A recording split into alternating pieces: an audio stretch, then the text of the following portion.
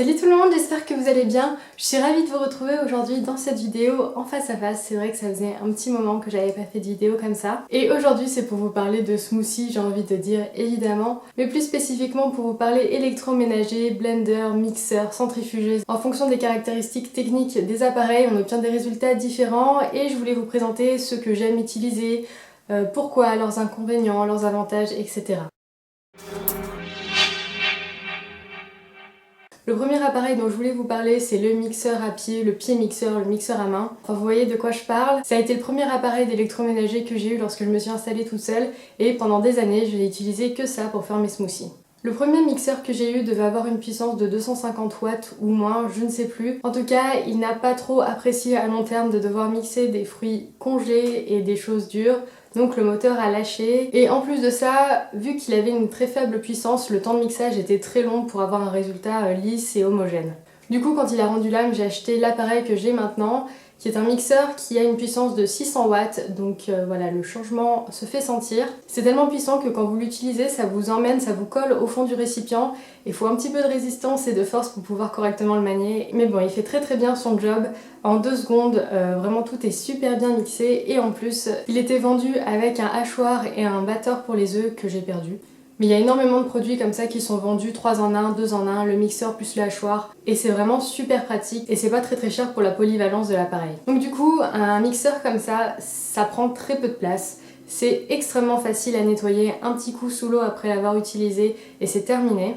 Pour une puissance supérieure à 500 watts, on va pouvoir très facilement broyer tout ce qui est fruits congelés et les choses un petit peu dures. Ça va être très pratique pour faire tout ce qui est sorbet et glace. Et même si l'appareil a une puissance un petit peu plus faible, vous allez toujours pouvoir faire vos smoothies, c'est juste que ça va vous prendre un petit peu plus de temps pour avoir une texture bien lisse. Et aussi, il faudra faire attention à pas utiliser des choses trop dures, laisser ces fruits un petit peu décongelés avant pour pas abîmer le moteur comme moi je l'ai fait. Et enfin, le prix est super intéressant, entre 50 et 80 €, vous avez vraiment une très bonne machine avec une très bonne puissance et en général fournie avec des accessoires. Il me semble même que Lidl proposait il y a pas longtemps, je sais pas si c'est toujours d'actualité, un mixeur à 600 watts pour 17 €, donc niveau robustesse, je ne sais pas ce que ça donne, mais je trouvais que l'offre valait quand même vachement le coup. Le seul inconvénient que je trouve à cet appareil, c'est qu'il faut utiliser un récipient quand même assez haut pour pouvoir mixer et pas en mettre partout. Donc quand on commence à avoir des grandes quantités, c'est pas forcément adapté, on n'a pas forcément un récipient qui est suffisamment haut. Et aussi, si l'appareil est puissant, on va quand même avoir un petit peu plus de mal à le manier, mais l'avantage c'est qu'on va pouvoir se faire les bras.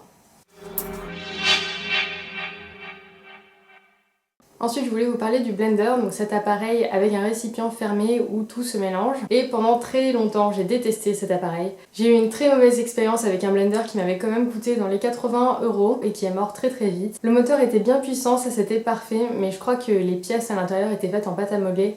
Enfin, je sais pas, il y a une pièce qui a fondu, ce qui faisait que les lames en fait ne tournaient plus, il n'y avait plus l'engrenage qui faisait tourner les lames et du coup ça a tourné dans le vide et moi je ne pouvais pas utiliser mon blender. Donc voilà, c'était super. En plus les peu de fois où je l'ai utilisé, j'ai trouvé ça très pénible à nettoyer. Déjà le bol mélangeur est hyper lourd parce qu'il était en verre et c'était assez difficile d'atteindre les lames pour bien les nettoyer. Donc voilà, dès qu'il est mort, j'ai fait marcher ma garantie et je l'ai rendu et j'ai utilisé mon mixeur dont je vous ai parlé tout à l'heure et ça m'allait très bien. Mais voilà, c'est vrai, un blender c'est quand même sympa à utiliser. Il n'y a pas de difficulté de maniabilité au moment de l'utilisation. J'ai continué à chercher des modèles qui pouvaient allier robustesse et facilité de nettoyage. Et donc il y avait plusieurs modèles. Le premier que j'ai trouvé c'était le NutriBullet ou Magic Bullet.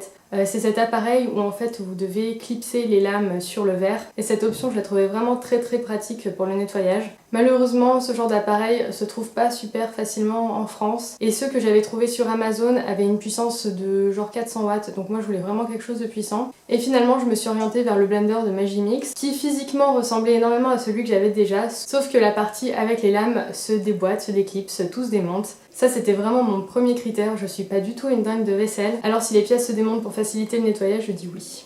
Ensuite c'est un blender qui a une puissance de 1200 watts, donc là c'est vraiment un beau bébé, c'est hyper puissant. Les fruits congelés durs comme de la pierre, ça pose aucun souci. Et le bol, même s'il est en verre, est très résistant.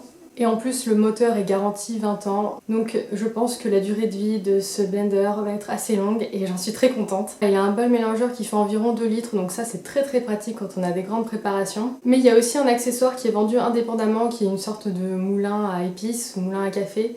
Donc là vous pouvez mixer des petites quantités et ça vraiment je trouve ça bien que ce soit un appareil avec plusieurs options. Donc voilà pour le blender Magimix que j'ai. Le moteur est garanti 20 ans, toutes les pièces sont vendues à l'unité au cas où il y a quelque chose qui casse. Il est super puissant donc pour faire des smoothies hyper veloutés ou des soupes c'est vraiment parfait. Il est super facile à nettoyer. Déjà les lames se démontent et ensuite vous pouvez simplement lancer le programme nettoyage en mettant de l'eau dedans avec un petit peu de produit vaisselle, vous laissez tourner 1 à 2 minutes et le truc est complètement clean. Il a une très grande contenance donc c'est pratique si vous êtes plusieurs et il a aussi un accessoire qui permet de faire des portions plus petites. Le seul point qui peut rebuter à l'achat c'est son prix, il coûte 200 €, mais je l'adore et je regrette absolument pas de l'avoir acheté.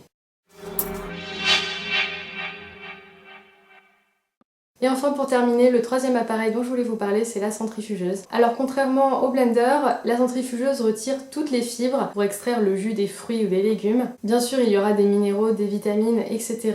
Mais le blender ou le mixeur va juste casser très finement toutes les fibres, il ne va rien retirer aux fruits alors qu'avec la centrifugeuse vous avez quand même énormément de pertes. Donc au niveau nutritionnel et sensation de satiété, utiliser un mixeur et boire des smoothies, c'est un petit peu mieux que boire des jus. Alors moi j'ai une centrifugeuse Magimix aussi comme mon blender et elle a la particularité de pouvoir faire des smoothies aussi puisqu'elle a une pièce en plastique qui va venir racler les bords du panier où les fruits sont centrifugés et ça va permettre de faire passer un maximum de fibres dans le jus. C'est une option qui permet d'avoir un hybride entre le smoothie et le jus, mais il existe des modèles qui font simplement centrifugeuse. Au niveau des moteurs, si j'ai bien compris, il faut éviter d'avoir des puissances trop importantes pour ne pas surchauffer le fruit et détruire les vitamines. Pour récapituler, la centrifugeuse ça permet de faire des jus de fruits sans fibres, ça permet quand même d'être complètement indépendant des jus de fruits industriels qui en général sont moins riches en nutriments qu'un jus frais ou qu'un fruit frais. C'est pratique parce qu'on peut bénéficier de tous les nutriments des fruits et des légumes qu'on n'a pas forcément envie de consommer en smoothie ou sous leur forme naturelle. Par contre ça ne tient pas au corps, ça ne peut pas être pris en repas ou en snack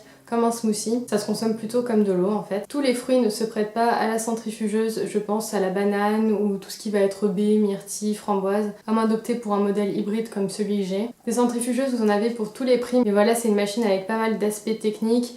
Il y a un moteur, il faut que toutes les parties soient bien étanches, que les pièces ne s'usent pas, il faut que la centrifugation se fasse bien pour pas se retrouver avec des morceaux dans votre jus ou quelque chose de super mousseux. Donc personnellement je privilégie une machine de qualité qui va me durer des années.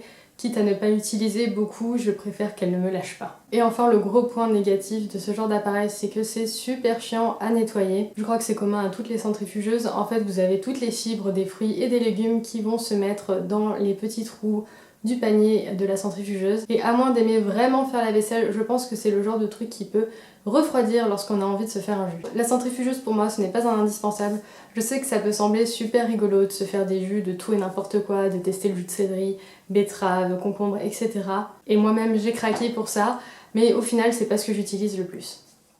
Donc voilà, vous savez tout sur mes blenders, mixeurs, centrifugeuses. Et si je devais n'en garder qu'un, ce serait le mixeur, le pied mixeur, le mixeur à main, je sais jamais comment l'appeler.